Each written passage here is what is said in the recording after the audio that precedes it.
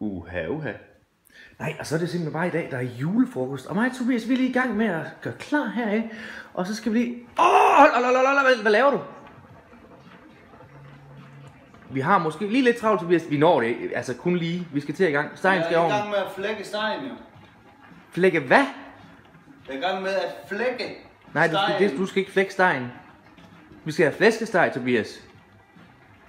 Og gå i sovs.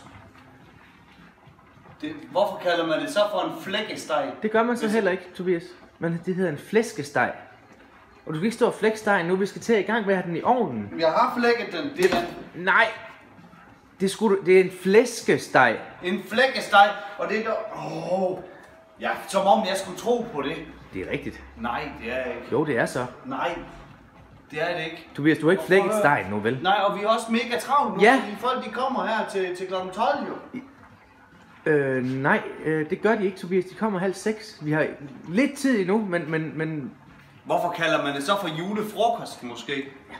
det gør man... Frokost, det er da kl. 12, Rasmus. Ja, det er muligt, men nu er der rigtig mange, der arbejder, og så er det, når de har fået fri. Så, altså, det er derfor. Man kan ikke kalde det for julefrokost, og så kommer de først klokken 5:30. Ja, Så har jeg brugt hele dagen her hjemme med dig, hvor jeg bare kunne være derhjemme og slappe af i stedet for. Vi skal slet ikke engang være færdige nu. jamen, vi har gået og gjort klar og hygget os lidt med det. Og... Det kunne du godt have sagt. Jeg synes simpelthen ikke, du kan være det bekendt.